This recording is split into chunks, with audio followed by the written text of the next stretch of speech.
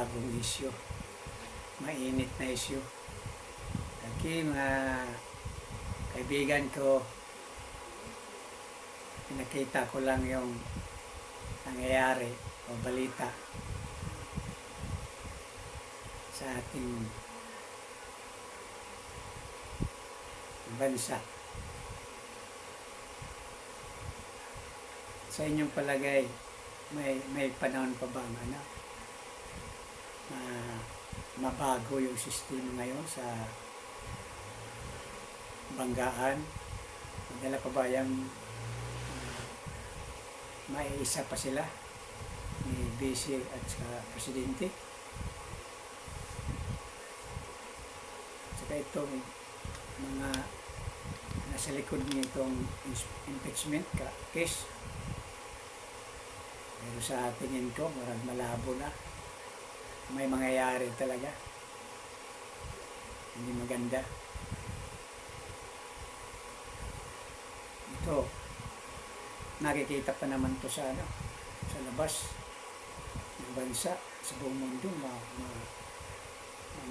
nila. Sayang ang tiwala ng ibang bansa sa Pilipinas na aangat na tayo sa ekonomiya at saka gumanda naman yung bansa natin. Kasi mayroon ng mga negosyanteng papasok dito sa ating bansa, mga investor. Iwan po sa aking isip, parang may nakialam dito sa mga sa mga kaguluhan dito sa loob ng ating bansa na galing sa labas.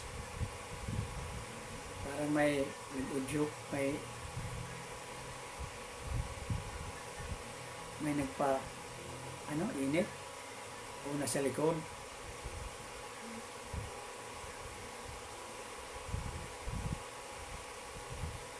O epekto ito sa mga nagkabangayan sa West Philippine Sea, China. Baka nasa likod ang China nito para magulo lang ang bansa. Hindi man nila makaya yung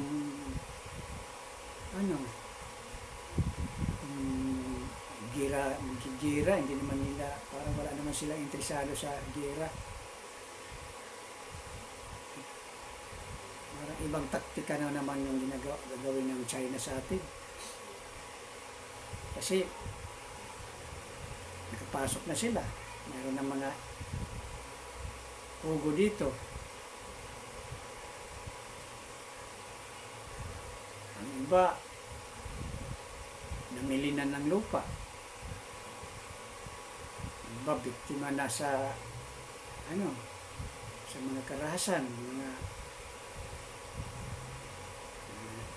mayroon ng mga human trafficking, mga ano-ano din. Para lang magulo yung bansa natin. Hindi na kailangan ng gyera. Para umina naman yung gobyerno.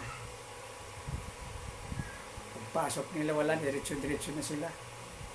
Easy lang sa kanila pagpasok Gamit yung pera, wala nang balak. Pera nang ginamit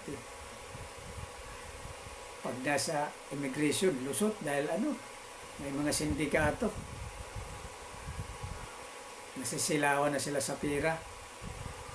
Iwan ko lang kung ngakin, ko lang yan. Totoo yan na pagkapira na, wala na.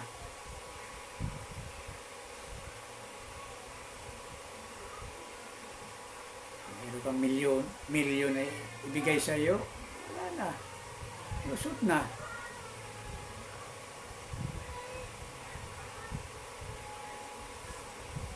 Illegal na mga gawain din sa loob. Itong immigration isa din itong questionable. Ba't nagpakasunod?